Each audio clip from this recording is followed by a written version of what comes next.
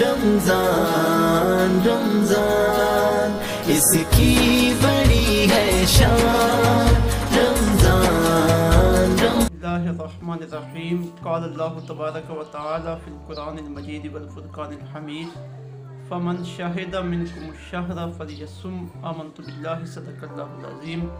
حضرات گرامی، السلام علیکم ورحمۃ اللہ وبرکاتہ۔ ماہ مقدس رمضان المبارک کی تشریف آوری ہے۔ اس کی تشریف آوری پر ہم اللہ رب العزت کی بارگاہ میں شکریہ بھی ادا کرتے ہیں اور اس ماہ مقدس کو خوش آمدید بھی کہتے ہیں۔ یہ ماہ مقدس اہل ایمان کے لیے فصل بہار ہے۔ دوزخ کے دروازے بند ہیں، شیاطین کو جھگڑا ہوا ہے اور جنت کے دروازے کھلے ہوئے ہیں۔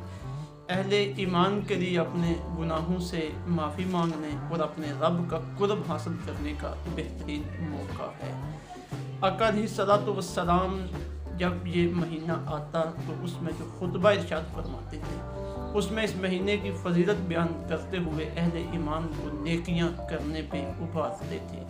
اس مہینے کا سب سے بڑا عمل تو فمن شہد منکم الشہر فلیصم ہے، یعنی جو بندہ اس ماہ مقدس کو پائے اس کے روزے رکھے۔ اور دوسرا اس کا عمل تلاوت قرآن پاک ہے۔ شہر رمضان الذی انزل فیہ قرآن، رمضان کا مہینہ وہ ہے جس میں قرآن اترا۔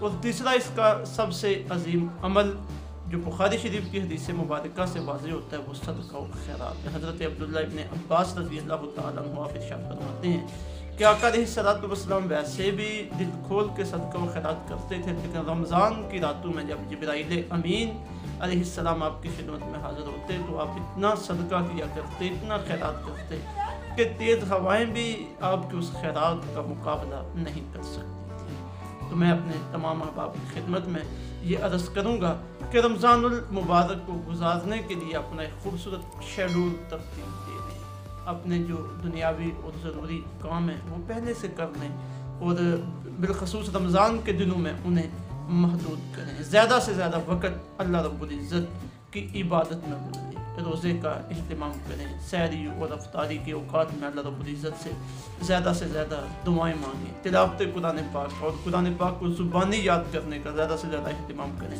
تراویح میں قرآن پاک سنیں، صدقہ و خیرات کا روزانہ کی بنیاد پہ اہتمام کریں۔ اپنے گلی محلے میں دیکھیں کہ جن لوگوں کے لیے اس وقت بھی 2 ٹائم کا کھانا مشکل ہے، ان تک ان کے لیے کھانے کا اہتمام کریں۔ اور ایک لمحہ بھی رمضان المبارک کا ایسا نہیں ہونا چاہیے جو ہمارا فضول گزرے، اور زیادہ سے زیادہ استغفار کر کے اپنے رب کو راضی کر لیں، اپنے گناہوں کی بخشش کروا لیں۔ ایسا نہ ہو کہ رمضان المبارک گزر جائے اور ابھی ہم جیسے پہلے تھے ویسے رہیں۔